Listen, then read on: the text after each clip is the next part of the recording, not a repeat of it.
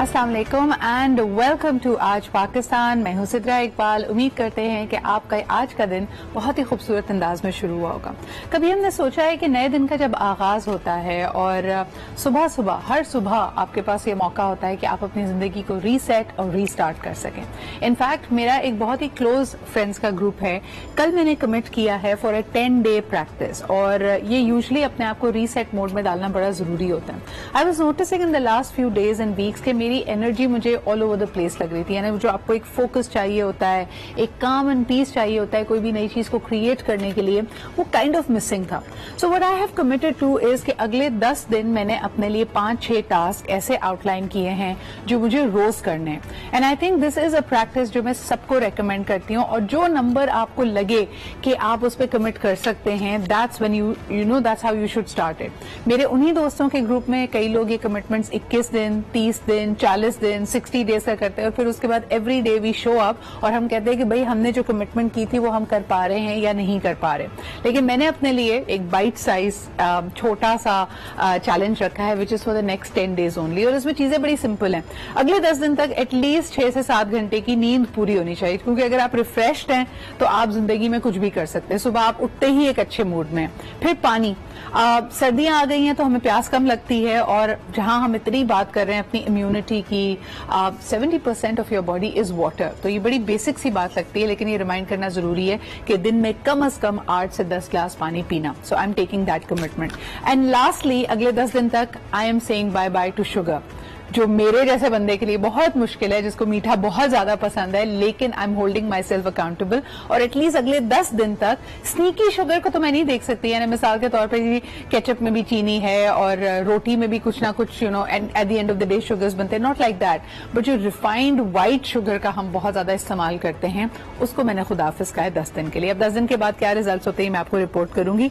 लेकिन इस वक्त आई थिंक कि जो चीज मैं एम्फोसाइज करना चाह रही थी कि इस साल पे हमने बहुत बुरा भला इसको कहा है कि साल 2020 जैसा कोई साल नहीं था। आई थिंक हमारी पावर में है कि अगले 15 दिन, 21 दिन में हम इस साल को किस नोट पे खत्म करना चाहते हैं।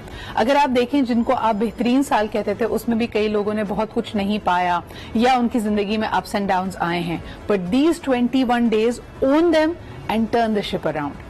अब सबसे पहले आपको दिखाते हैं दुनिया भर में कोरोना की सूरत हाल, because again this is a challenge for humanity. अल्लाह ताला ने हम सबके लिए एक आजमाइश डाली है और इंशाअल्लाह ताला अल्लाह के फजल से हम इससे निकल पाएंगे। लेकिन इस वक्त सूरत हाल क्या है, आइए आपको दिखाते हैं। जी जनाब, इस वैक्सीन का लोगों को काफी अरसे से इंतजार था और यकीनन उनकी कोशिश है कि इसको जल्द अज जल्द लोगों तक पहुंचाया जाएगा। पाकिस्तान भर में भी आप देखते हैं कि क्लिनिकल ट्रायल्स हो रहे हैं, लेकिन इस वक्त कोरोना की दूसरी लहर को पाकिस्तानी कितना सीरियसली ले रहे हैं, कितना अपनी SOPs को फॉलो करते हुए आगे बढ़ रहे हैं, दैट्स द बिग क्वेश्चन। इस वक्त हमारे साथ मौजूद है मोहम्मद उसामा रहमान खालिद। आप असिस्टेंट प्रोफेसर फॉर मेडिसिन हैं। आपसे जल्दी बात होती है। We want to connect with you and find out कि इस वक्त क्लिनिकल ट्रायल्स का क्या हाल है।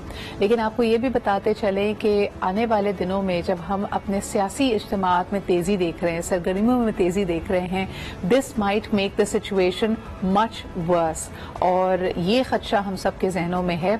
अब उम्मीद यही है कि जितने सियासी कायदीन हैं, अपनी अपनी पार्टीज के जो लीडर्स हैं, वो इस वक्त तरजीहात में सेहत और अवाम की फलाह को जरूर रखेंगे। That's the real basic thing that we ask of them. आज प्रोग्राम में बहुत कुछ है। हम ये बात करेंगे कि इंडिया में इस वक्त 3 नए लॉज बनाए जा रहे हैं काश्तकारों यानी फार्मर्स के हवाले से, जिसकी वजह से वो सब सरापा एहतजाज हैं। उनका कहना यह है कि उनको एक बहुत ही डिसएडवांटेज पोजीशन पे रखा जाएगा। इस सूरत हाल को भी समझेंगे, लेकिन अभी चलते हैं, एक नजर डालते हैं वर्ल्ड राउंड अप पे। Such beautiful images right in front of you. सुबह सुबह आपको नजर आता है कि अगर आप अपनी प्रॉब्लम्स में बहुत ज्यादा फोकस्ड हैं, कीड इन हैं, there is so much more happening in the world. Specially अगर क्रिसमस की बात की जाए और इंग्लैंड के भी आपने रोशनियों से जगमगा रहा था, डेकोरेशंस वर अप।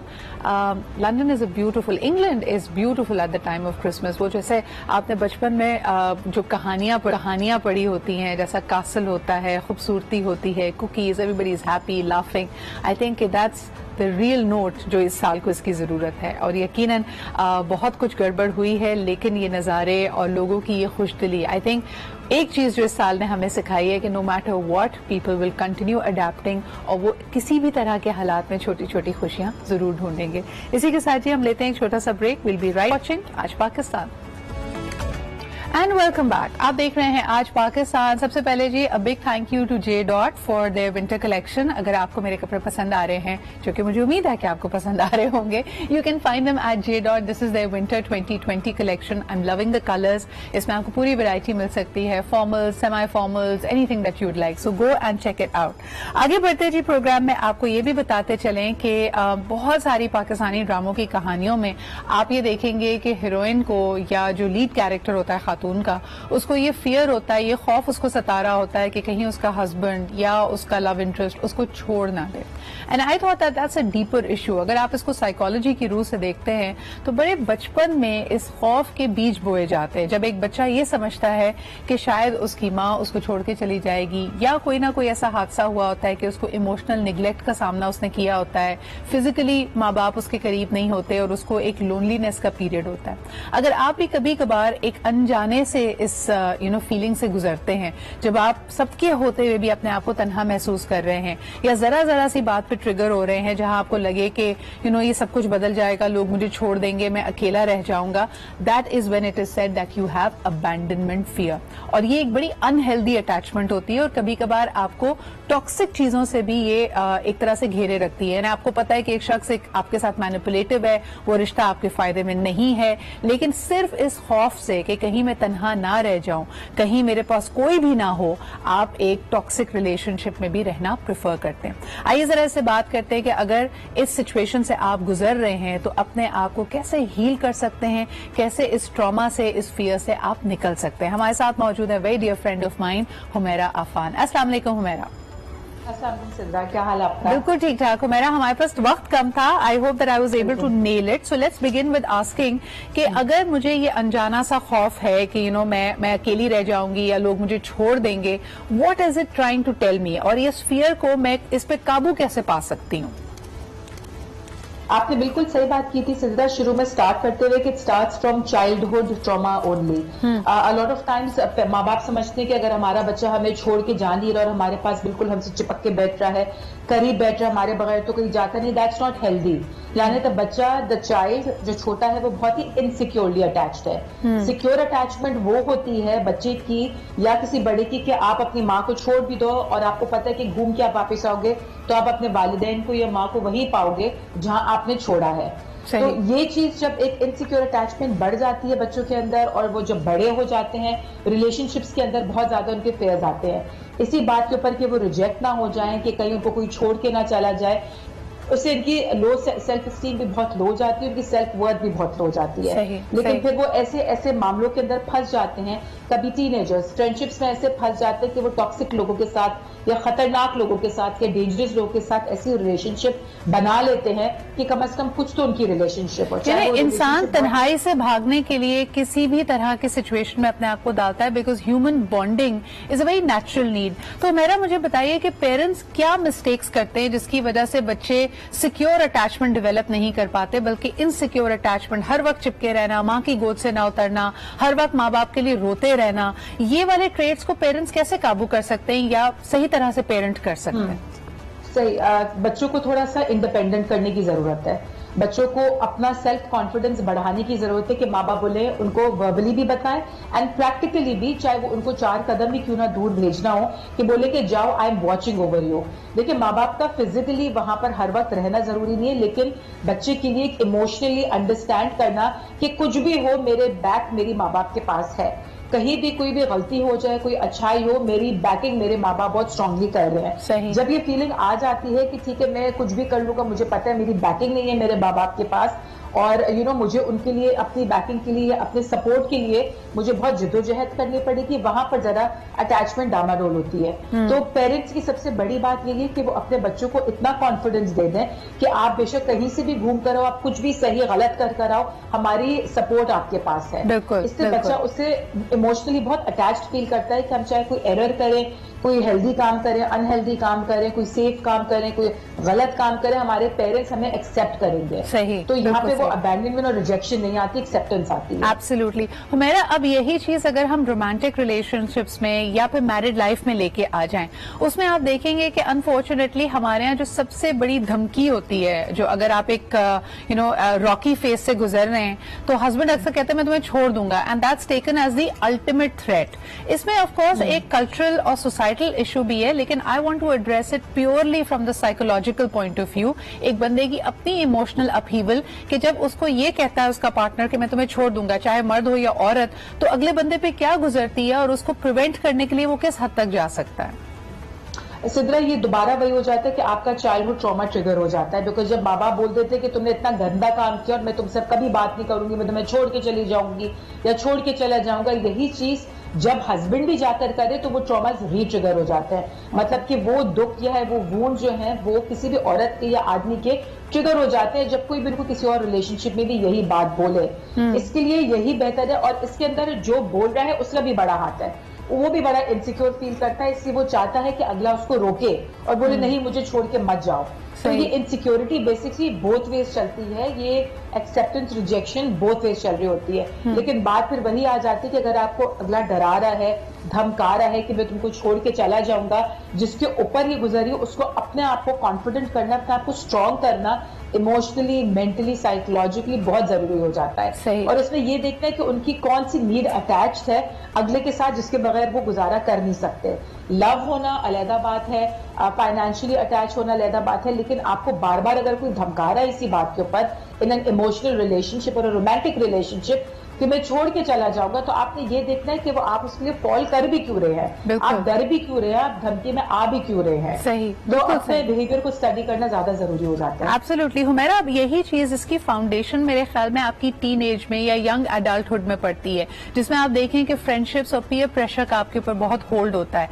कई दफा हमने टीनेजर्स को देखा है कि वो इस बात से खौफजदा होते हैं कि उनके जो कूल फ्रेंड्स हैं, जो क्लोजेस्ट फ्रेंड्स हैं, कहीं उनको ग्रुप से आउट ना कर दें, छोड़ ना दें। अगर आपका बच्चा या आपके इर्द गिर्द कोई टीनेजर ऐसी सिचुएशन से गुजर रहा है तो हमें उसके लिए क्या करना चाहिए?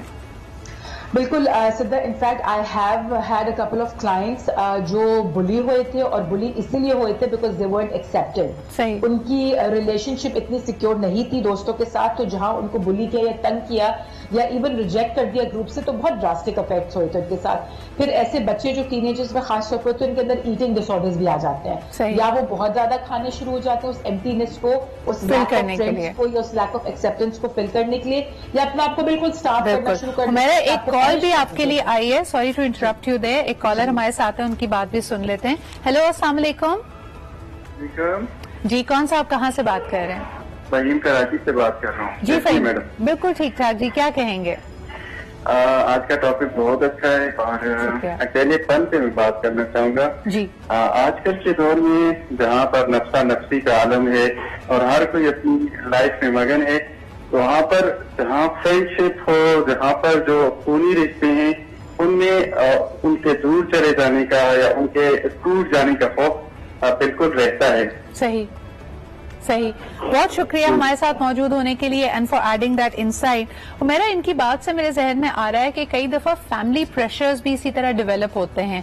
यू नो, फॉर एग्जांपल अगर एक यंग एडल्ट को फोर्स किया जा रहा है कि वो एक खास नौकरी कर ले, किसी खास यूनिवर्सिटी में एडमिशन ले ले, या फिर यू नो कहीं खास जगह रिश्ता हो जाए, उसका शादी हो जाए, तब भी उनके जहन में यही फियर होता है कि अगर ये बात ना मानी गई तो मेरा पूरा खानदान, मेरी कम्युनिटी मुझे एक तरह से छोड़ देगा। तब एक इंसान को क्या करना चाहिए जब आप ऐसी कॉन्फ्लिक्टिंग सिचुएशन में आ जाएं?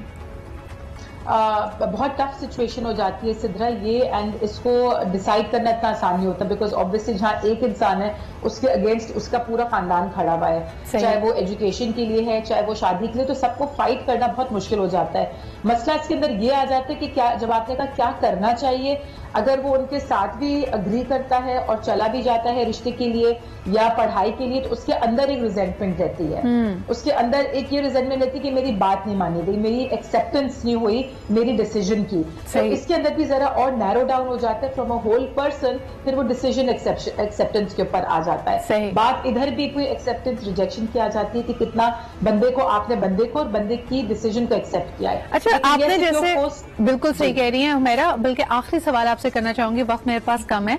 मुझे ये बताइएगा कि जब हम कहते हैं कि इसके बीज बहुत अर्ली चाइल्डहुड में बोए जाते हैं, तो अगर एक बंदा हमेशा इसी फियर में है और आपको इसकी मैनिफेस्टेशन अपनी लाइफ के हर एरिया में नजर आ रही है, आप प्रोफेशनली घबरा रहे हैं कि आपको रिजेक्ट कर दिया जाएगा, आप दोस्तों में घबरा रहे हैं, आप अपने पार्टनर से घबरा रहे हैं, इसको हील करने का तरीका क्या है? अगर कोई सेल्फ अवेयर हो गया है कि मुझे छोड़े जाने से, तन्हा रह जाने से डर लगता है, तो मैं अपने आप को हील करने के लिए क्या कर सकती हूँ? सिद्रा, एक तो ये भी क्लू है, दूसरा क्लू ये भी कि अगर कोई बहुत ही ओवर प्लीजिंग हो, ओवर प्लीजिंग होना, डोमैट बन जाना, ये भी बहुत बड़े साइंस हैं कि कहीं मुझे कोई छोड़ के चला ना जाए तो मैं उसको हर वक्त खुश करता रहूं। तो ये चीज अपने अंदर देखना कि उनकी अपनी कौन सी कमी है जो पूरी हो रही है किसी और को प्लीज करने में, या इसी फेयर के अंदर बैठने के अंदर कि मुझे कहीं कोई छोड़ के ना चला जाए। इसके लिए थोड़ा सा हमें उनके साथ काम करना पड़ता है। लेकिन अगर आप यूजुअली अगर आप बाहर हमारी कौम के लिए देखें या लोगों के लिए अगर आप एडवाइस मांगे, तो इसमें ऑनेस्टली स्पीकिंग मैं यही बोलूंगी कि अपने बिहेवियर को चेक करें, अपने बिहेवियर को चेक करें, अपना फीडबैक लें कि उनको दूसरे पे डिपेंड करने की इतनी क्या जरूरत पड़ रही है। अपने वो खुद से इंडिपेंडेंटली, बात अगेन वो इंडिपेंडेंस की आ जाती है, इंडिपेंडेंटली वो फंक्शन क्यों नहीं कर सक रहे विदाउट द सपोर्ट। एब्सोल्युटली। और हमारा just to add one little bit to that, the balance, यानी एक हेल्दी बैलेंस होना जरूरी है। एक लास्ट कॉलर हमारे साथ मौजूद है, उनसे बात कर लेते हैं। I am told Salma from Karachi is calling. अस्सलाम वालेकुम। मैं सलमा बात कर रही हूँ कराची से। जी सलमा जी, क्या कहेंगी? मैं ये पूछना चाह रही थी कि ये जो ट्रॉमा की बात है, खौफ की बात है, मैंने अपने बच्चों को बहुत ही कॉन्फिडेंट ब्रॉटअप किया है, लेकिन मेरा बेटा जब बाहर पढ़ने के लिए गया तो he can't live without me और फैमिली और फादर। तो वो इतना ट्रॉमाटाइज हो गया कि 2 महीने में ही 3 महीने में वापस आ गया। अब तो वो सेटल डाउन तो हो गया, लेकिन लगता है कि उसका तो ट्रॉमा खत्म हो जाएगा, लेकिन मेरा ट्रॉमा नहीं खत्म होगा। Now you feel more concern, यानी आपको हर वक्त लग रहा होता है कि वो कैसे अपने आप में फंक्शन कर रहा होगा। राइट सलमा जी? जी जी ठीक है जी सलमा, इसको हम जवाब देते हैं, आप ऑन एयर इसका जवाब सुनिए। Humaira, I would love for you to give some feedback on this please. मुझे जहां तक लग रहा है कि वो आपका ट्रॉमा तो नहीं बन गया, आपकी गिल्ट थोड़ी सी शायद बन गई हो कि बच्चा इतना ज्यादा ही इनसिक्योरली अटैच था आपसे, आपका बेटा, कि वो 2 महीने भी घर के माहौल और घर के कंफर्ट और घर की सिक्योरिटी बगैर नहीं रह सका। सलमा जी, बस थोड़ी सी बात है कि अगर कोई भी अगर मिस्टेक भी हो गई है कि अगर वापस भी आ गए हैं, यूजुअली ऐसे केसेस में होता है, just let it go. I would say let it go. I think इतना अगर कोई बड़ा डैमेज नहीं हुआ, but how can she make, बिल्कुल सही Humaira ji, but how can she make her child more confident? क्योंकि मुझे लगता है कि कॉन्फ्लिक्ट ये भी उनको होगा कि अगर मैं पुश करके बेटे को बाहर भेजती हूँ तो मैं उस पर बेजा एक तरह से प्रेशराइजिंग सिचुएशन डाल रही हूँ कि नहीं, तुम्हें इंडिपेंडेंट होना चाहिए। और जाहिर सी बात है, it's very evident that the child और the young person does not feel very happy being on their own. इसको अब फिक्स कैसे कर सकते हैं? थोड़ा लेट हो जाता है इस एज के ऊपर, आप बच्चे को इंडिपेंडेंस दे रहे हैं, उनकी 18, 19, 20 साल की जिंदगी के बाद। लेकिन बात वही है कि आप फिर जस्ट अपनी अवेलेबिलिटी शो कर दें, अपनी प्रेजेंस शो कर दें कि चाहे आप सक्सेसफुल हो, बच्चा सक्सेसफुल हो या फेल करे, पेरेंट्स की support in unconditional positive regard, the support is always there for the child, whether the child makes it or not. और आपको ये बिलीव खुद रखना बहुत जरूरी है कि ठीक है, अगर हमारे बच्चा नहीं सक्सेसफुल हो सका, वापस आ गया, don't term that as failure, maybe just term that as an experience for yourself and for the child, and learn how can you make it better through trial and error. And maybe keep the door open as well, Humaira. हो सकता है एक semester के बाद if the child or if her son wants to go abroad again, आप उसको ये ना याद दिलाएं कि जी पहले भी तुम गए थे और 2 महीने बाद वापस आ गए थे। Let him have that experience. बहुत शुक्रिया हुमैरा हमारे साथ मौजूद होने के लिए, and I hope that this was helpful for a lot of people. कभी देखना जरूरी है कि हम सबकॉन्शियसली या सबलिमिनली लोगों को क्या मैसेज दे रहे हैं। सलमा जी ने कहा मैंने अपने बच्चों को बहुत कॉन्फिडेंस दिया, and that is every parents plea. वो अपने बच्चों को यकीनन पुरएतमाद बनाते हैं, लेकिन अगर हम बच्ची की शादी के वक्त उसको ये कह दें कि बेटा अब अपना जो कुछ है, तुम्हारा ससुराल ही तुम्हारा घर है, तो आप आहिस्ता से वो एतमाद का जो फाउंडेशन है उसको उसके पैर के नीचे से भी घसीट लेते हैं। क्योंकि आपको तो ये कहना चाहिए कि no matter what, I am still there for you. खामखा किसी पे बोझ ना डालें कि उसने अब अपनी जिंदगी को खुद ही फेस करना है और उसको तन्हा ना छोड़ें। Thank you for that. लेते हैं जी एक छोटा सा break, will be right back. And welcome back. आप देख रहे हैं आज पाकिस्तान। जरा बात करते हैं पड़ोसी मुल्क की, और इससे हमें पूरे इस खित्ते की सूरत हाल का भी पता चलता है। खुसूसन जिस तरह के आप जानते हैं कि एग्रीकल्चर दुनिया के लिए और खुसूसन साउथ एशिया के लिए बहुत ही एक अहम शोबा है। हम अरसे से देखते आए हैं कि मिसाल दी जाती है कि इंडिया ने लैंड रिफॉर्म्स बहुत जल्दी कर लिए और एक बेहतर सिस्टम है, लेकिन ये बात भी एक हकीकत है कि दुनिया भर में सबसे ज्यादा फार्मर्स यानी खेती बाड़ी से मुंसलिक जो लोग हैं, उनकी अगर खुदकुशियों का और उनकी जिंदगी से बेजारी का और एक बहुत ही मुश्किल शिकंजे में फंसे होने का अगर अंदाजा लगाया जाए तो उसमें भी भारत सरे फहरिस्त में आता है। बहुत सारे फार्मर्स अपनी सूरत हाल से नाखुश हैं। उनको लगता है कि एक ऐसी जिंदगी में वो फंसे हुए हैं जिसमें सिवाय खुदकुशी के उनके पास कोई निकलने का तरीका नहीं है। हाल ही में 3 नए लॉज बनाए जा रहे हैं इंडिया में, भारत में खेती बाड़ी को लेकर, फार्मर्स को लेकर, और ये मजीद उनके लिए मुश्किलात को बढ़ाएगा। आपको बताते चलें कि इस वक्त सूरत हाल ये है कि वो अगर चाहें अपनी जो काश्त है उसको फरोख्त करना, तो उसके लिए पहले मंडियां लगाई जाती थी। इस मंडी में हुकूमत की तरफ से दिए गए रेट्स पे आप चीजें बेच सकते थे, लेकिन अब सूरत हाल ये है कि इन मंडियों के कॉन्सेप्ट को खत्म किया जा रहा है। तो इसलिए प्राइवेट सेक्टर या जो खरीदने वाले लोग हैं उनको डायरेक्ट एक तरह से कनेक्ट करने की बात की जा रही है। मार्केट मैकेनिज्म पे चलेगा जो कहता ये है, जिसपे फार्मर्स का एहतजाज ये है कि उनके लिए ज्यादा मुश्किल हो जाएगा अपनी मनपसंद कीमत को लगाना, और वो एक तरह से मरूने मिन्नत होंगे इन तमाम प्राइवेट सेक्टर्स की कि वो जो कीमत देना चाहें उसी पे उनको बेचना पड़ेगा। इस इशू को मजीद समझने के लिए आइए देखते हैं इस रिपोर्ट को और फिर इस पर बात भी करें। जी जनाब, आप देख सकते हैं कि इस वक्त सिरापा एहतजाज हैं किसान और काश्तकार। इस हवाले से हमारे साथ मौजूद हैं Hasan Khawar, who's a senior analyst, business और इकोनॉमी पे खुसूसी तौर पे इनकी नजर रहती है। अस्सलाम वालेकुम Hasan, thank you so much for joining me this morning. कहा यह जा रहा है कि लॉ इंट्रोड्यूस होने से अब तक अगर हम देखें ट्रेड एरियाज की तरफ यानी एक तरह से ओपन मार्केट मैकेनिज्म पे इनको मूव किया जा रहा है, जो किसान बिल्कुल भी इस बात से अग्री नहीं कर रहे हैं। और एक अंदाजे के मुताबिक मंडियों का तकरीबन 22% बिजनेस अब तक ट्रेड एरियाज की तरफ डाइवर्ट कर दिया गया है। क्या कहेंगे आप इस बारे में? जी बिल्कुल आप दुरुस्त फरमा रही हैं। ये जो मूव है मोदी हुकूमत की तरफ से सिदरा जी, ये बेसिक मार्केट को लिबरलाइज करने की कोशिश है। और आपने जैसे अपना बताया कि 3 कवानीन की इसके अंदर बात हो रही है जी। मेरे ख्याल में इसके अंदर जो इन प्रिंसिपल है वो तो दुनिया भर में मार्केट को लिबरलाइज किया जाता है, सब्सिडीज को कम किया जाता है जी। लेकिन मेरे ख्याल में इसकी जो सियासत है, इसकी जो इकोनॉमिक्स है, इसकी जो टाइमिंग है, वो इससे वर्स नहीं हो सकती जिसको हम अभी हिंदुस्तान में देख रहे हैं। आपको पता है कि आज 8 दिसंबर को 15 ऑपोजिशन पार्टीज किसानों को ज्वाइन कर रही हैं और आज वो भारत बंद तहरीक चला रहे हैं जी। और वो पूरे जो हिंदुस्तान का पहिया जाम कर देंगे। तो मेरे ख्याल में इस वक्त उनको आंखें खोलनी चाहिए हुकूमत को, और देखना चाहिए कि ये किसान जो है इनके क्या कंसर्न है। ये सिर्फ सियासत नहीं है, और उनका जो कंसर्न है और मिनिमम सपोर्ट प्राइस के ऊपर उनका ये ख्याल है कि ये जो बड़ी बड़ी कॉरपोरेशंस हैं ये उनका खून चूस लेंगी। और आपने खुद इशारा किया फार्मर सुसाइड की तरफ। देखिए पिछले 25 वर्ष में 3 लाख हिंदुस्तान में किसान खुदकुशी कर चुके हैं जी। और फिर ये मजीद आप उनकी गर्दन टाइट करेंगे इस वक्त जबकि पूरी दुनिया में कोविड का दौरा है, लोगों के कारोबार नहीं चल रहे, तो इससे वर्स्ट आप टाइम चूज नहीं कर सकते थे ऐसे लिबरलाइजेशन रिफॉर्म लाने के। और आसान इसमें मजीद जो चीज इस सिचुएशन को और कॉम्प्लिकेट करता है कि अगर आप सतह गुर्बत को देखें, भारत में एक बहुत बड़ी आबादी है जो पॉवर्टी लाइन से नीचे रहती है। वो ऑलरेडी मैल न्यूट्रिशन का शिकार है, मैल नरिश्ड है, उनके पास 2 वक्त का खाना मौजूद नहीं है, यानी खाने तक रसाई जो गरीब तरीन तबका है उसकी ऑलरेडी नहीं है। और इसमें शुमार उन किसानों का भी होता है जो खून पसीना एक करके इस अनाज को उगाते हैं। आप क्या समझते हैं कि ये जो लिबरलाइज करने की कोशिश है ये किस वजह से हो रही है? कई लोग कहते हैं कि मोदी सरकार की जो इकोनॉमिक पॉलिसीज हैं वो एक खास कार्टेल उसको इन्फ्लुएंस कर रहा है जिसकी वजह से वो ऐसे डिसीजंस ले रहे हैं। क्या आपको इसके अंदर सेक्टेरियन पॉलिटिक्स नजर आती है? क्योंकि जिन खास अगर आप देखें जैसे महाराष्ट्र है, यूपी है, पंजाब इससे अफेक्ट हो रहा है, तो वहां पे ऑलरेडी ये ग्रिड लाइंस, ये स्क्रिमिशेस, ये डिवाइड लाइंस बड़ी प्रोमिनेंट हैं।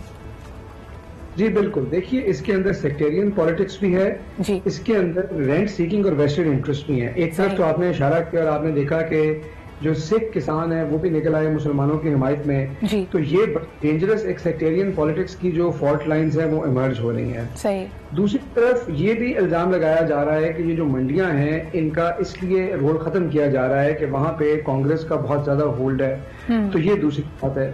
लेकिन जो आपने पहले बात की ना सिद्रा, वो सबसे अहम है कि जब आप रिफॉर्म करने जाते हैं तो एक तरफ ये आपके मार्केट रिफॉर्म्स के चैंपियन होते हैं, लेकिन दूसरी तरफ जब ज़राअत की बात करते हैं तो फूड सिक्योरिटी का एंगल है और हुकूमत का काम है कि उसमें कोई बीच की राह निकाले। अगर आप मैंने सपोर्ट प्राइस खत्म कर देंगे, किसानों को छोड़ देंगे बड़ी कॉर्पोरेशंस के रहमो करम पे, तो कल को आपको फूड सिक्योरिटी का क्राइसिस पड़ जाएगा, आपके मुल्क में कहत आ जाएगा। आप दुनिया की दूसरी सबसे बड़ी पॉपुलेशन है, आपको ये सोचना है कि क्या हम ऐसी पॉलिसीज लेके चल रहे हैं। 70% लोगों का जो उनका रिलायंस है वो ज़राअत के ऊपर है हिंदुस्तान में। तो ये तो फूड सिक्योरिटी के हिसाब से तो बिल्कुल मेरे ख्याल में इसके बड़े एडवर्स कॉन्सिक्वेंसेस हो सकते हैं। सही। और आप क्या समझते हैं कि इस वक्त जितनी भी नेगोशिएशंस फेल हुई हैं उसको किस तरह, क्या आर्म ट्विस्टिंग के जरिए रियासत जोर जबरदस्ती से इसका हल निकालेगी या कोई सुनवाई इन किसानों की होती हुई आपको नजर आ रही है?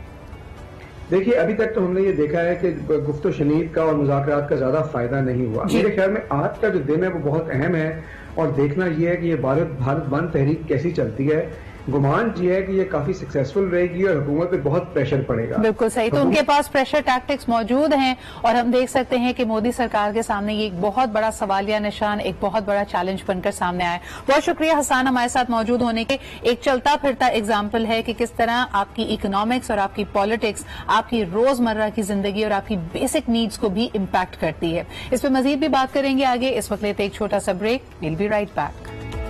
Welcome back. कभी कभी मेरे दिल में ख्याल आता है कि कोविड ना होता तो ये साल कैसा होता, लेकिन इसके बावजूद कुछ ऐसे लिंगरिंग प्रॉब्लम्स हैं जो कोविड और नो कोविड हमें बहुत इफेक्ट करते हैं और ये वो वायरसेस हैं जो हमारे दिमाग में इंस्टॉल हुए होते हैं। आज ऐसे ही एक वायरस के बारे में बात करेंगे जो कि हमारी माशरे की मुनाफिकत, हमारी जजमेंट को शो करता है कि किस तरह हम किसी को परखे बगैर, जाने बगैर उसको लेबल कर देते हैं।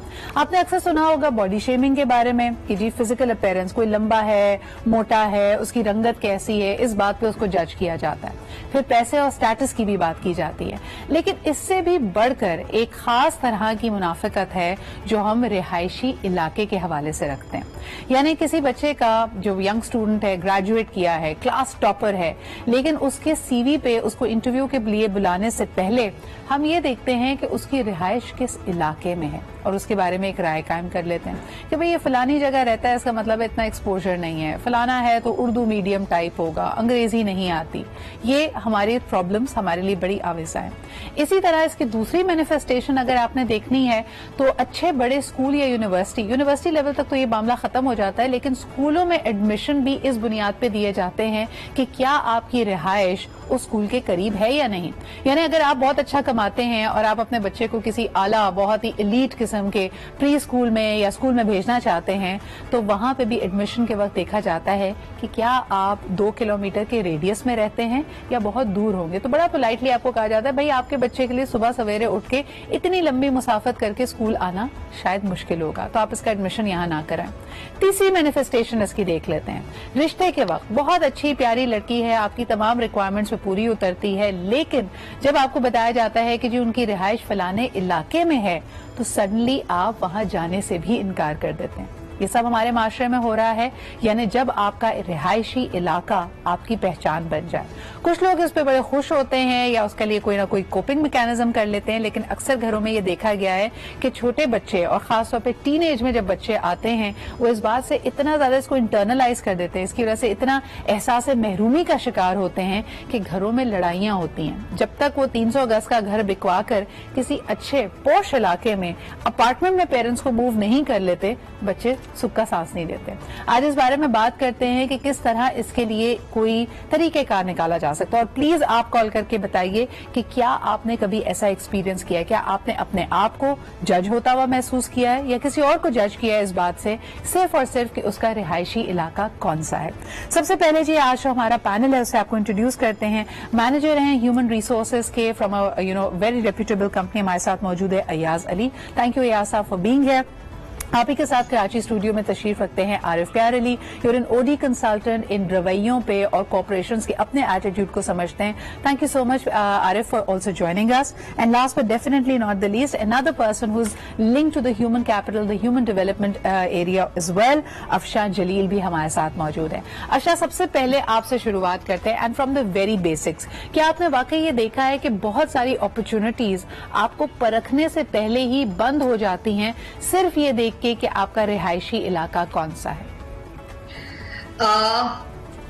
काफी हद तक मैं इस बात से एग्री करूंगी, बिकॉज लाइक प्रोफेशनली कुछ चीजें कहीं जगह पर ये चीजें रिहायशी इलाका इतना मैटर नहीं करता, but sometimes university matters. For example, अगर आप किसी अच्छी कंपनी के कोई अच्छी मल्टीनेशनल कंपनी है जहां पे अप्लाई करने जाते हैं, बट अगर आपने किसी अच्छी यूनिवर्सिटी से ना पढ़ा हुआ हो तो वहां पे आप एलिजिबल ही नहीं है अप्लाई करने के लिए। सही। Because they are calling only LAMSA students, they are calling only IBS graduates. अच्छा, without taking the top names, लेकिन ऑफ कोर्स आपका इशारा है कि टॉप बिजनेस स्कूल से अगर आप ना हो, सेकंड ईयर या थर्ड ईयर बिजनेस स्कूल का अगर आप ग्रेजुएट हो, तो आपके लिए कई कंपनियों के दरवाजे ही बंद होते हैं, आप ये कह रही हैं। एग्जैक्टली, तो वहां पे आप अप्लाई करने के लिए ही एलिजिबल नहीं है। सो फिर तो नेक्स्ट स्टेप, और फिर बाद में इंटरव्यू की स्टोरी तो बिल्कुल वो तो नेक्स्ट स्टोरी है। सो या इट हैपेंस। और कॉर्पोरेट में आने के बाद एरिया मैटर नहीं करता, बट आपके इंस्टीट्यूट मैटर्स करना शुरू कर देते हैं। लेकिन आरिफ, अगर बिल्कुल सही कह रही हैं आरिफ, लेकिन ये सवाल अगर आपकी तरफ लेके आऊं, कितनी बड़ी बड़ी पाकिस्तानी कंपनीज हैं जो ये दावा करती हैं कि जी हमारी वर्कफोर्स बहुत डाइवर्स है, लेकिन डाइवर्सिटी के नाम पे 3-4 गिनी चुनी यूनिवर्सिटीज के ग्रेजुएट्स वहां पे मौजूद होते हैं। कराची, लाहौर, इस्लामाबाद, 3 बड़े शहर, या हो सकता है फैसलाबाद या एक आध और इसमें शहर आप इंक्लूड कर लें, इनकी मेजर जो वर्कफोर्स होती है इन्हीं शहरों से ताल्लुक रखती है। क्या ये कंपनीज डाइवर्स होने का दावा और इंक्लूसिव होने का दावा भी कर सकती हैं? आप मेरे हिसाब से हाँ कर सकती हैं, क्योंकि मेरा इस पे जो पर्सपेक्टिव है बहुत डिफरेंट है, क्योंकि बहुत सारी ऐसी कंपनीज हैं जहां पर मेरिट पे भी बात होती है, और जहां पर ये बड़ी यूनिवर्सिटीज या जहां जितना उनको एक्सपोजर मिलता है, वो जब टेस्ट देने आते हैं या इंटरव्यू देने आते हैं, वो एक्सपोजर कहीं ना कहीं झलकता है। सो मैं अगर वो शख्स मेरिट पे नहीं है, तो वो बड़ी यूनिवर्सिटी से हो या वो किसी कस्बे या देहात से हो, फिर वो इररेलेवेंट रह जाती है। पहला दरवाजे में कदम ही नहीं मिलता तो फिर मेरिट कैसा? आरिफ, यहाँ तो हम बात कर रहे हैं कि जब छांटी होती है तो सीवीज ही वो ऊपर आती हैं जो खास शहर से हैं, खास यूनिवर्सिटी से हैं, तो फिर मेरिट तो रह गया ना पीछे। बिल्कुल। अच्छा, इस जगह पर यहाँ पर कंपनी का माइंडसेट बहुत मैटर करता है। So they are in their comfort zone, so they like to play it safe. उन्होंने पहले से ट्रायल एंड टेस्टेड कुछ चीजें की हुई हैं, कुछ यूनिवर्सिटीज को आइडेंटिफाई किया and it has work perfectly fine. So they don't want to कहते हैं ना, जो चीज टूटी नहीं है उसकी मुरम्मत ना करें, तो उनको लगता है ये सही चल रहा है। एक कॉलर हमारे साथ है, उनसे बात करते हैं। हेलो, अस्सलाम वालेकुम। अस्सलाम वालेकुम जी, मैं वाजिद बोल रहा हूँ पेशावर से। वाजिद साहब, क्या कहेंगे हमारे आज के मौजू के हवाले से कि आपका रिहायशी इलाका, आपका शहर, आपका कस्बा आपकी पहचान बन जाता है? मैडम, एक तो आपका बहुत जबरदस्त टॉपिक है, और दूसरा मैडम आपके मैं प्रोग्राम काफी शौक से देखता हूँ, आपके बड़े संजीदा टॉपिक्स होते हैं। शुक्रिया मैडम। मैं कुछ ऐड करना चाहता हूँ टॉपिक। जी बिल्कुल बताइए। बैठे हुए हैं, मेरा ये ख्याल है कि एक तो मेरी पर्सनैलिटी है ना, जैसे मेरे कपड़े हैं, मेरे जूते हैं, मोबाइल वगैरह, ये मेरी पर्सनैलिटी है। सही। इसको अगर मैं चेंज करना चाहता हूँ तो 5-6 मिनट में चेंज कर सकता हूँ। क्लीन शेव कर लूँ, टाई पैंट पहन लूँ, जूते, मोबाइल चेंज कर लूँ, तो ये हो सकता है विद इन नो टाइम। सही। लेकिन अगर एक चीज अगर चेंज नहीं हो सकती तो वो मेरी जो टास्क है वो करेक्टर जो मेरा है उस पर अगर मैं चेंज करना चाहूँ तो अरसे लगते हैं, 10 साल 12 साल लगते हैं। हमारा जो प्रॉब्लम है वो ये कि हम पर्सनैलिटी को देखते हैं, जो पेरेंट्स है ना, किसी के पेरेंट्स उसको देखते हैं और उसकी बुनियाद पर जजमेंट करते हैं। हालांकि हमें चाहिए कि हम करेक्टर को देखें कि जो साथ है उनको। बहुत खूबसूरत बात आपने कही है, और इसी को आज के मौजू से मैं जोड़ना चाहूंगी। अयाज साहब, क्या कहेंगे? ये सिर्फ पाकिस्तान का मसला नहीं है, पूरी दुनिया में। हम कहते हैं ना, हम मिसाल देते हैं स्मॉल टाउन गर्ल, यानी छोटे शहर से आए हुए लोग, छोटे इलाके से आए हुए लोग, ये हमारी छोटी सोच की अक्कासी कर रहा होता है, लेकिन हम ये लेबल बड़ी खुशी खुशी दूसरे पे लगा देते हैं। क्या कहेंगे आप? देखें जी, अभी जो वाजिद साहब ने बात की कि जी लोग जजमेंटल हो जाते हैं, जो जजमेंटल बेसिकली एक तरह की सोशल एंजाइटी है। तो आप देखें, अगर आप ऑब्जर्व करें तो हमारे आज के माशरे में ज्यादातर लोग सोशल एंजाइटी का शिकार हो चुके हैं। ठीक है, वो पहले से एक प्रीमेच्योर जजमेंट दे देते हैं कि जी मैंने इस बंदे को हायर नहीं करना, क्योंकि ये जो है ना इसका इलाका ये लट से खारादर का है, ये लियारी से ताल्लुक है इस बंदे का। मैं भी एक सर्वे में गया हुआ था IBA सक्खर में, तो वहां मैंने एक उनका एलुमनाई देखा जो कुल्फी सेलर था, और उसका भी एक यहाँ पे आर्टिकल भी मैंने देखा। वो बहुत गरीब बच्चा जो 150 रुपए पर डे कमाता था, लेकिन आज वो बच्चा जो है वो 200 के उसकी सैलरी है, और वो जब अपने देहात में जाता है तो लोग बड़े फख्र से उसको देखते हैं कि जी ये इसने एजुकेशन ली और ये वहाँ गया। तो ये हम जो एरियाज को देख रहे होते हैं हमें इनको अवॉइड करना चाहिए। अच्छा, ये आपने बड़ी अच्छी बात यहाँ पे की है आरिफ के पूरी दुनिया में जो सक्सेस स्टोरीज होती हैं कि अगर आप एक छोटे स्ट्रगलिंग एरिया में थे जो अंडर सर्व था, वहां से निकलकर अगर आपने कुछ जिंदगी में पाया है तो आपको इस बात को सेलिब्रेट किया जाता है, आपको हीरो माना जाता है। हमारे यहाँ ऐसा नहीं है, हम बल्कि ताना देते हैं। आज भी आप देख लें कि अगर आप एक यूनिवर्सिटी में अपने फ्रेंड्स के साथ बैठे हुए हैं या अगर आप ऑफिस में काम कर रहे हैं तो जो एक इलाके में रहने वाले कॉलीग्स होंगे वो साथ में दोस्त बन जाते हैं और दूसरे को बकायदा बेशक हंसी मजाक में हो, बेतकल्लुफ कॉन्वर्सेशन हो, ताना दिया जाता है। ओ भाई तुमने तो अभी बहुत आगे जाना है, तुम्हारी तो लंबी मुसाफत है, आपका तो 2 घंटे का सफर है। ये बातें हम जाने अनजाने रीइंफोर्स कर रहे होते हैं। जैसे इन्होंने सोशल एंजाइटी की बात की, एक और इसमें टर्म आता है सोशल इनसिक्योरिटी का। तो हर एक शख्स को अपने आप को बेहतर दिखाना या बेहतर होना वो ज्यादा जरूरी समझता है, और वो फिर किसी भी तरीके से, वो कोई टॉन्ट हो, सरकास्टिक रिमार्क हो, किसी भी तरीके से ये दिखाने की कोशिश करेगा कि वो उससे बेहतर है। तो आपके जो ये तंज और मिजाह वाली जो बातें हैं जो लोग करते हैं उनके साथ, जो लोअर बैकग्राउंड से आ रहे हैं या जो इतने फाइनेंशियली स्टेबल नहीं है, ये उसकी अक्कासी करता है। लेकिन बात यहाँ खत्म नहीं होती। जो मिडिल क्लास है, ठीक है, वो भी बहुत हद तक क्योंकि मिडिल क्लास हर जगह से जो है ना वो दबाई जाती है, तो ये वो आवाम है जो ये ताना सुनकर भी कुछ नहीं कर पाती। ठीक है, मतलब they can't process this entire thing.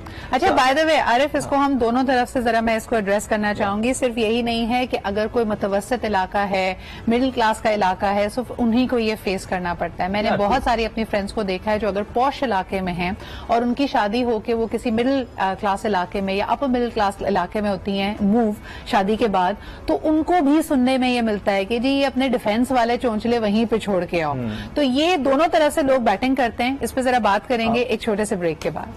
Welcome back. बच्चे को अच्छे स्कूल में दाखिला कराना है तो आपको खुद अच्छे इलाके का चाहिए। बहनों के लिए अच्छे रिश्ते चाहिए तो भी आपको पॉश इलाके में रहना चाहिए। कई खवातीन जब रिश्तों के इस मरहले से गुजरती हैं और रिजेक्ट हो जाती हैं तो खुद ही ये खुलासा कर लेती हैं कि इसकी वजह ये थी कि मेरे में तो कोई खामी नहीं है, हमारा ये इलाका, अम्मी अब्बू जब तक आप घर नहीं बदलेंगे कोई अच्छा रिश्ता नहीं हो पाएगा। दे आर पीपल जो हम पर्सनली जानते हैं जिन्होंने अपना घर बेचा है, किसी दूसरे इलाके में बेहतर तस्वुर किए जाने वाले इलाके में शिफ्ट हुए हैं सिर्फ इसलिए कि उनकी बच्चियों की अच्छी जगह शादी हो सके। एक कॉलर हमारे साथ है, पहले उनकी बात सुनते हैं। हेलो, अस्सलाम वालेकुम। हेलो अस्सलाम वालेकुम। वालेकुम अस्सलाम। कौन साहिबा, कहाँ से बात कर रही हैं? मैं मिसेस मुसरत नासिर बात कर रही हूँ कराची से। जी मिसेस मुसरत, क्या कहेंगी? कराची के पसमानदा तो नहीं कह सकते, अच्छा एस्टैब्लिश इलाका है, उससे बिलोंग करती हूँ, मैं मिडिल क्लास से बिलोंग करती हूँ। जी मैम। मैं अपने मेरा मसला ये, आपने बिल्कुल बहुत अच्छा टॉपिक रखा, शायद इंसानों को भी देखा जाए इस वजह से, मगर मेरे इलाके की वजह से मैं अपने देवर के लिए, अपने भाई के लिए रिश्ता ढूंढ रही हूँ और मैं इतनी परेशान हो गई हूँ कि अब हम यहाँ से मूव करने का सोचते हैं, क्योंकि जहाँ कहीं कोई बात होती है यहाँ को तो फौरन इलाके की बात हो जाती है। आप इस इलाके में ये नहीं देखते कि आप खुद कैसे हैं, आप कितनी पर्सनैलिटी है, आप कैसे इंसान हैं और आप कैसे रख सकते हैं, आप कैसे आपका रहन सहन नहीं। मैम एक सवाल आपसे करना चाहूंगी अगर आप माइंड ना करें।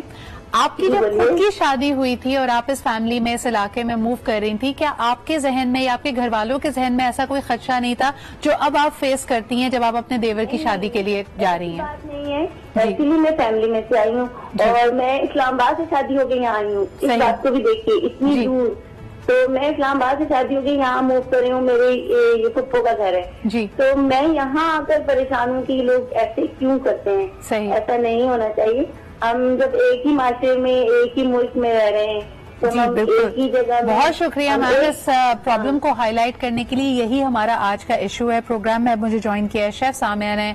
Samia Usman, a very dear friend of mine. Samia, क्या कहोगी, बच्चियां, खवातीन, घर की खवातीन बहुत ज्यादा इस बात पे परेशान रहती हैं कि अच्छे रिश्ते नहीं होते रिहायशी इलाकों की बुनियाद पे, क्या कर सकते हैं हम? सबसे पहले तो अस्सलाम वालेकुम। वालेकुम अस्सलाम। और ये बिल्कुल हकीकत बात है कि जब हम अच्छे इलाके में रहते हैं तो उस हिसाब से हमें रिश्ते भी मिलते हैं। और ये माइंड सेट है कि अक्सर लोग इस बात पर ऑब्जेक्शन करते हैं कि मेरा भाई या मेरा बेटा बहुत अच्छा कमाता है या बहुत अच्छा उसकी जॉब है तो हम तो घर से क्या फर्क पड़ता है। लेकिन मेरी सोच में सिद्रा ये पड़ता है।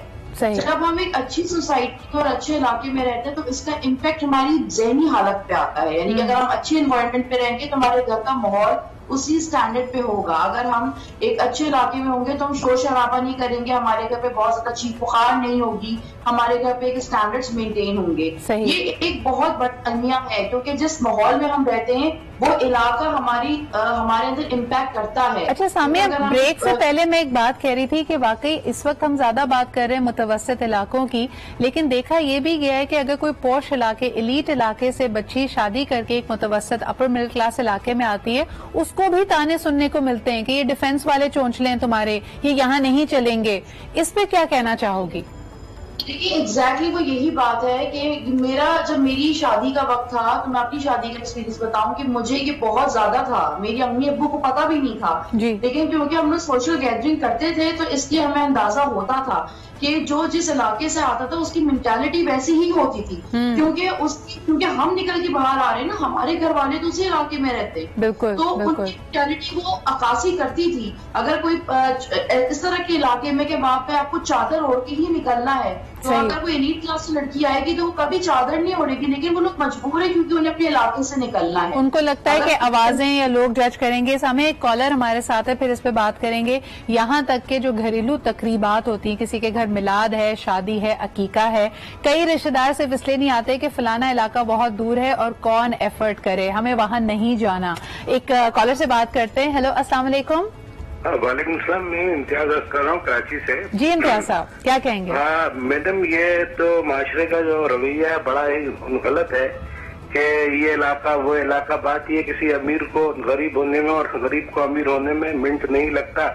और ये जरूरी नहीं है कि पोश इलाका जो है आप लोग क्या क्या जतन करके गलत काम करके और दो नंबरी तरीके से पैसे बना के इस तरीके के इलाके में मूव करने का सोचते थे। ये माशरे में बुराई जन्म लेती है और ये बहुत बड़ा गुनाह कबीरा है कि आप किसी लोअर इलाके को कह दें कि ये अछूत है, गलत है। इस सोच को खत्म करना होगा। इसलिए कि और मेरी बहन ने जो कहा चादर ओढ़ने वाली बात, ये बात इस टॉपिक से बिल्कुल हटके है, जिससे इसका कोई ताल्लुक नहीं। बस मैं ये कहना चाहता हूँ कि इंसान को इंसानियत के नाते तोला जाए, ना कि पैसे और हीरे जवाहरात के, क्योंकि ज्यादातर हीरे जवाहरात वाले दो नंबरी मेरे नॉलेज में देखने में आएगी। हमारे इम्तियाज साहब बहुत शुक्रिया कॉल करने का। बड़ी अहम बात आपकी थी। मेरे ख्याल में सामिया की बात का जो मतलब था सेफ्टी एंड सिक्योरिटी। कई इलाके निस्बतन ज्यादा सेफ और ज्यादा महफूज तस्वुर किए जाते हैं। वहां पे आपको ये परेशानी नहीं होती कि आप अंधेरे में या मगरिब के बाद अगर निकल रही हैं तो आप अपने आप को गैर महफूज समझें। लेकिन कुछ इलाकों में there is a problem and therefore उनका मेरे ख्याल में कहने का ये मकसद था। अफशा, आपकी तरफ आना चाहूंगी। माँ बाप के लिए क्या कहना चाहेंगे अगर दोनों प्रोफेशनल्स हैं, वर्किंग क्लास हैं, चाहते हैं कि अपने बच्चे का अच्छी जगह एडमिशन करें और अच्छे स्कूल से अगर ये सुनने को मिले कि नहीं जी आप क्योंकि बहुत दूर रहते हैं, आपकी तो 30 मिनट की मुसाफत है, आप डिफेंस, क्लिफ्टन या किसी जो भी पॉश इलाका है वहां पे नहीं रहते, तो हम आपके बच्चे को एडमिशन नहीं दे सकते। इसके बारे में आप क्या कहेंगी? इसके बारे में ये कहूंगी कि ये फेस करना पड़ता है पेरेंट्स को। अभी इनफैक्ट रिसेंटली थोड़े अर्से पहले मेरी फैमिली में ये हुआ। सो वो लोग ऑब्वियसली मतलब लाइक जो उनका कॉलेज था, so that was one of the good college in Karachi, तो उसमें उसको एडमिशन होना था और लेकिन but they live far from that area, तो उस इसी बिहाफ के ऊपर कि आप कैसे करेंगे। In fact, like the student was quite brilliant, and she was getting 100% scholarship on that in that college. लेकिन हुआ यही कि उन्होंने कहा नहीं जी हम बहुत दूर नहीं हो जाएगा आपको, आप ऐसे कर नहीं सकते, बहुत मुश्किल हो जाएगी। सो इस बेस के ऊपर बच्चों को और पेरेंट्स को दोनों को बहुत कुछ फेस करना पड़ता है। और फिर उसके बाद अगेन जब आप उनके अंदर एहसास महरूमी एक तरह से पैदा कर देते हैं। मैं आपको बताऊं पर्सनली, मैं अपनी फ्रेंड्स को जानती हूँ क्योंकि शुरू में प्री स्कूल 2 या 2.5 घंटे का होता है, तो जो दूर इलाके से आती हैं, आई नो ऑफ फ्रेंड्स जिन्होंने अपने बच्चे को स्कूल ड्रॉप किया और उसके बाद वो उसी इलाके में या तो कहीं कॉफी पी रहा है, किसी ने कोई जिम ज्वाइन कर लिया है कि 2 घंटे के बाद बच्चे को दोबारा उठा के वापस घर की तरफ रुख करेंगे। तो ये हमारे शहरों की रियलिटी बन गई है। एक और कॉलर हमारे साथ हैं, आइए उनसे बात करते हैं। हेलो, अस्सलाम वालेकुम। वालेकुम जी, कौन साहब कहाँ से बात कर रहे हैं? हारून बोल रहा हूँ जी। जी हारून साहब, क्या कहेंगे? सर ये कहना, ये जो रिश्ते करवाने वाले लोग है ना जी, ये भी कोई अच्छे लोग नहीं है। सही। ये भी मामला खराब करते हैं। आपको लगता है कि ये जो सोच है इसको वो परवान चढ़ाने में काफी एक अपना किरदार अदा कर रहे हैं? जी बिल्कुल ऐसे है। तो ये मेरा भी उनसे पाला पड़ा था। हाँ जी। तो कैसे कुछ है। बिल्कुल सही, बहुत शुक्रिया हारून साहब। अया साहब, आपकी तरफ आना चाहूंगी। मुझे ये बताइए कि अगर घर में जब टीन एज में और बच्चे थोड़े बड़े होने लगते हैं और इस चीज को, क्योंकि माशरे की जितनी हमने अभी बातें की हैं उनको बार बार यही मैसेज मिल रहा है कि आपका इलाका आपकी पहचान है, आपका रिहायशी इलाके से ही आपकी शनाख्त है। अगर वो माँ बाप के सामने तनकर खड़े हो जाएं और रोज अगर घर में इसी बात पे लड़ाई झगड़ा होने लगे कि भाई आपको इस इलाके में, आप घर को पहिए लगाएं, किसी और इलाके में ले जाएं, हम जब तक यहाँ हैं हमारे लिए नई अपॉर्चुनिटीज, नई पॉसिबिलिटीज नहीं खुलेंगी और अपने आप में बंदा एहसास कमतरी महसूस करने लगे, आप क्या कहेंगे ऐसे वालिदैन को और ऐसे बच्चों को? देखें जी, इसमें एक तो हमारा ये माशरे का हिस्सा बन गया है कि जी हम स्टेटस कॉन्शियस हो गए। हर आदमी की ख्वाहिश होती है कि जी मेरा बच्चा अच्छी यूनिवर्सिटी, अच्छे स्कूल से एजुकेशन ले ले, या हम किसी अच्छी जगह चले जाएं, हम किसी पोश एरिया में शिफ्ट हो जाएं। मेरा इसमें ज़ाती तौर पे ये राय है कि आपको अपने बच्चे को तरबियत देनी चाहिए, उसको एजुकेट करना चाहिए, उसको अवेयरनेस देनी चाहिए कि जिस इलाके में वो रह रहे हैं, एक अरसे से रह रहे हैं, वहाँ रहने की एक वजह होती है। आप फेमिलियर हो जाते हैं, लोग आपकी कोई दुख दर्द में फौरन आपको सपोर्ट करने आ जाते हैं। मैंने कितने पोर्श एरियाज में गया हूँ, मैंने देखा है आप कहीं डेथ हो जाती है तो साथ वाले को पता ही नहीं होता कि डेथ हो गई इस घर के अंदर। सही। यानी आप जो कह रहे हैं कि जिन चीजों पे लोग एक तरह से बुरा महसूस कर रहे होते हैं या अपने आप को कमतर महसूस कर रहे होते हैं, वो इनफैक्ट आपकी स्ट्रेंथ है। आप एक ऐसे मोहल्ले से ताल्लुक रखते हैं जहाँ पे लोग एक दूसरे के गमसार हैं। क्या कहोगे आरिफ के, आपने अभी थोड़ी देर पहले कहा था कोई शिफ्ट होता है तो हम उससे ये भी पूछते हैं कि फेज में शिफ्ट हुए हो या एक्सटेंशन में शिफ्ट हुए हो, ये क्या मामला है? ये हमने जो है ना, ये अपना कहीं ना कहीं छोटे छोटे तकिया कलाम बना के रख दिया है, जैसे कि पुल के इस तरफ हो, पुल के उस पार हो। Recently one of my friends shifted, तो एक्सटेंशन में हो या मेन सेक्टर कौन सा है, ब्लॉक हो या फेज है। हाँ जी, ये सब चीजें। अब ये this is all part of social insecurity. अच्छा, एक और चीज मैं यहाँ पर हाईलाइट करना चाहूंगा क्योंकि अयाज साहब बात कर रहे थे, वो ये है कि there is one concept called quality of life as well. क्योंकि हम कॉइन के दोनों साइड देख रहे हैं तो ये भी देखना पड़ेगा कि अगर एक शख्स या एक फैमिली एक अच्छा लाइफस्टाइल अफोर्ड कर सकती है, एक पॉश इलाके में जाकर अफोर्ड कर सकती है, तो वो क्वालिटी ऑफ लाइफ और कन्वीनियंस के उस जुमरे में भी आ सकता है। अगर वो नहीं अफोर्ड कर सकती देन दैट्स रॉन्ग, जो जैसे सिद्रा। अच्छा, आपने बिल्कुल सही कहा कि लिविंग स्टैंडर्ड्स को अपग्रेड करने का हक तो हर एक के पास है। अगर आप एक ऐसे इलाके में हैं जहां आपको पानी, बिजली, गंदगी, हाइजीन, इंफ्रास्ट्रक्चर, ऐसे तमाम मसाइल हैं, तो इसमें कोई कबाहत नहीं है कि आप अपने लिए बेहतर जिंदगी की ख्वाहिश करें। एक कॉलर हमारे साथ हैं। हेलो, अस्सलाम वालेकुम। जी वालेकुम अस्सलाम, जावेद बात कर रहा हूँ। जी जावेद साहब, क्या कहेंगे? बहुत अच्छा आपका प्रोग्राम था, टॉपिक बहुत अच्छा आपने सिलेक्ट किया है। अच्छा, इसमें 2-3 चीजें हैं जी। एक इस्लाम से दूरी है जी। जो लोगों ने इस्लाम से दूरी की वजह से ये बहुत सारी चीजें पैदा हो रही हैं। बेशक। दूसरी चीज जो है समाजी रवैये है और तालीम और तरबियत की कमी है। तीसरी चीज इसमें जो है वो हुकूमतों का निजाम जो है वो मुख्तलिफ इलाकों को तरक्की नहीं दी जा रही, जिससे ये सारी चीजें पैदा हो रही हैं।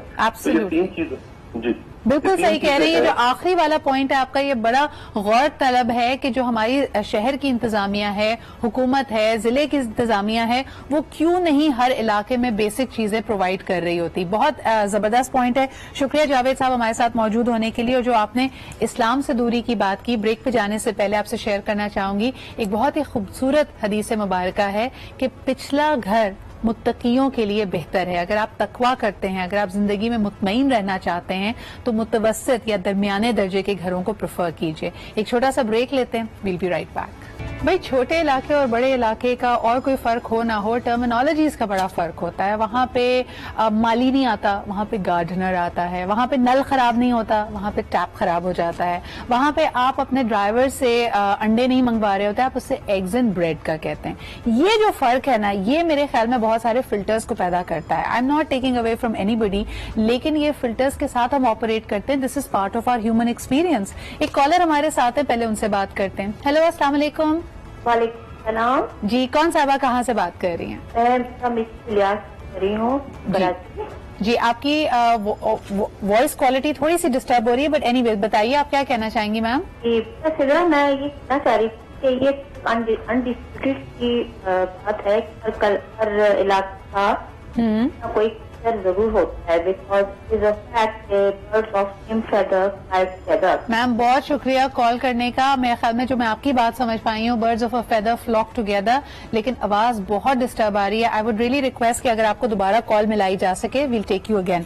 अच्छा जी, आपके पास आना चाहूंगी। सामिया, मुझे ये बताओ कि जो हेल्प होती है या जो इलाके की वजह से सिर्फ यही नहीं कि वहां के रिहायशियों का एटीट्यूड बदलता है, लेकिन अगर आपको छोटे मोटे काम के लिए आपको कारपेंटर बुलाना है, प्लम्बर बुलाना है, रेट से लेके हर चीज तक बड़ी फर्क हो जाती है डिपेंडिंग ऑन द इलाका। और इसमें मैं उसकी मुसाफत की बात नहीं कर रही हूँ कि भाई उसको ज्यादा, क्योंकि वो तो खुद भी इसी इलाके से ताल्लुक रख रहा होता है, लेकिन उसने एक्चुअली अपनी दिहाड़ी के, अपने काम के रेट बढ़ाए हुए होते हैं। और बाकायदा कहा जाता है भाई डिफेंस में तो इसी रेट पे काम होता है। देखिए सिद्रा, बात डिफेंस या क्लिफ्टन या हाईली सोसाइटीज की नहीं है। बात एक्चुअली ये है कि अगर हम एक अच्छी एजुकेशन दे रहे हैं या हमारे घर का माहौल बहुत अच्छा है, और अगर हम एक फैमिली पार्टनर के लिए अगर हम मूव ऑन कर रहे हैं, तो इसमें कोई मजायका नहीं है। अगर हम किसी एक अच्छे स्टैंडर्ड फैमिली के साथ अपने आप को कंसर्न करना चाहते हैं, तो हमें अपने स्टैंडर्ड्स भी बढ़ाना पड़ेगा। ऐसा नहीं है कि हम एक नॉर्मल उसमें रहें और उसके बाद हमारा जो कंसर्न वैल्यूज है वो इतनी हाई लेवल हो, तो हम लोग उसको नहीं वो कर सकते, बॉदर नहीं कर सकते, क्योंकि उनकी सोसाइटी लेवल, उनकी सोच कोई बात, तो उसमें ऐसा नहीं हो सकता। हमें दोनों चीजों को पैरेलल लेकर चलना होता है। लेकिन अब ये है हम मूव ऑन करते हैं तो हमें वहां की चीजों को अपनाना पड़ता है। काफी दफा ऐसी चीजें होती हैं कि हम बहुत डिस्टर्ब होते हैं, क्योंकि मैं अक्सर सुनती हूँ कि आलू टमाटर के रेट्स में बहुत फर्क है, गोश्त में बहुत फर्क है। अगर हम थोड़ी डिफरेंट इलाके से लेंगे, हम पुराने। अच्छा, लेकिन सामने इस बारे में क्या कहेंगे? एक मुहावरा है ना, दूर के ढोल सुहाने, या जैसे अंग्रेजी में कहते हैं the grass is greener on the other side. The grass is greener wherever you are watering it. सवाल ये है कि जब आप एक इलाका छोड़ के दूसरे में जाते हैं, तो कभी कभार जिसको छोड़ के आते हैं जिस इलाके को, वो भी बड़ा याद आता है कि यार उसकी अपनी सहूलतें थी। आपको ख्वाब उस इलाके के आते रहते हैं कितने सालों तक, आप ख्वाब देखते तो आपको पुराना घर ही नजर आ रहा होता है। हाँ। ये तो इंसान की माइंडसेट है। लेकिन जब हम किसी, ये ऑब्वियस है कि जब हम एलीट क्लास में जाते हैं तो हमें हमारी हर चीज वहां की हो जाती है। ठीक है सामने ये बात, बल्कि मैं आरिफ के पास भी लाना चाहूंगी। आरिफ, कई दफा जब किसी को देखिए, रिजेक्शन किसी को भी पसंद नहीं है। किसी यंग ग्रेजुएट को अगर कामयाबी हासिल नहीं होती किसी जॉब के लिए, किसी इंटरव्यू के लिए, तो वो रीजंस तलाश करता है। कई दफा ये रीजंस आपका इलाका, आपका एक्सपोजर, आपकी रिहाइश, आपका स्टेटस बन जाता है। But the fact of the matter is, जो सामिया ने बड़ी अच्छी बात यहाँ पे की, कि कुछ जॉब्स की, कुछ चीजों की रिक्वायरमेंट ही है कि आपके पास वो एक्सपोजर हो। जैसे अगर आप लग्जरी ब्रांड्स की बात करें, जिन्होंने खास हल्के में, खास तबके में आपने उसको बेचना है, तो फिर बहुत जरूरी है कि आप उससे खुद भी फेमिलियर हो, आपका वो एक्सपोजर भी हो, आप उसी तरह के माहौल में उठ बैठ रहे हो। तो वहां तो हमें बुरा नहीं मनाना चाहिए if you don't qualify for such opportunities. क्या कहोगे? आप बुरा नहीं मनाना चाहिए, मगर एट द सेम टाइम अपने स्किल सेट को एनहांस करना चाहिए। So you have to upskill on those competencies जहां पर आपको लगता है कि शायद इस वजह से मेरी नौकरी चली गई है। So rather than blaming yourself कि जो हो गया वो हो गया, but right now you have a choice of what you need to do, and that is upskilling. लेकिन अपस्किलिंग में अगर अगेन मैं उसी इश्यू पे दोबारा आ रही हूँ। एक कॉलर हमारे साथ है, फिर अफशा से पूछूंगी। हेलो, अस्सलाम वालेकुम। अस्सलाम वालेकुम जी, कौन साहबा कहाँ से बात? जी मैम, क्या कहेंगे? हम जो आपका टॉपिक है, it is really very interesting. हम सिर्फ ये बताना चाह रहे थे कि इलाके का फर्क नहीं पड़ता, शहरों का भी फर्क पड़ता है। बिल्कुल सही। My son who was a top student in one of the art colleges in Lahore wanted to apply in Karachi. One of those art colleges, and he was refused admission They didn't even look at his work. They refused admission because ये MCA का बच्चा है, तो ये यहाँ नहीं आ सकता कराची। बिल्कुल। तो आप सिर्फ फिलासफी का बात नहीं करिए, अब बात बताइए। मैम आप बिल्कुल सही कह रही हैं। हमने शुरुआत में यही कहा था कि बड़ी बड़ी कंपनीज को आप देख लें, बड़ी बड़ी पाकिस्तान की यूनिवर्सिटीज को देख लें, उसमें आप 3 बड़े शहरों को छोड़िए, पाकिस्तान के जो 12 बड़े शहर तस्वुर किए जाते हैं उनकी रिप्रेजेंटेशन भी हमें नहीं मिलती। बहुत शुक्रिया कॉल करने के लिए, लेकिन अब स्केल आप अपने आप को कर सकते हैं। मेरिट की जीत होती है, ज्यादती किसी के साथ नहीं होनी चाहिए, और सबसे इम्पोर्टेंट ये है कि अपने इन तस्वुरात को, इन परसेप्शंस को हम चैलेंज करें। हम अगर अपना बगौर मुआयना करेंगे, कहीं ना कहीं ये फिल्टर्स, ये दोखला मेयार हम सब में पाया जाता है। और आज का शो करने का मकसद यही था कि इसको अपने लिए एहसास कमतरी का बायस ना बनने दें, बल्कि इसको रिकग्नाइज करके इसके बियॉन्ड एक ह्यूमन को, एक इंसान को बतौर इंसान देखना शुरू कीजिए।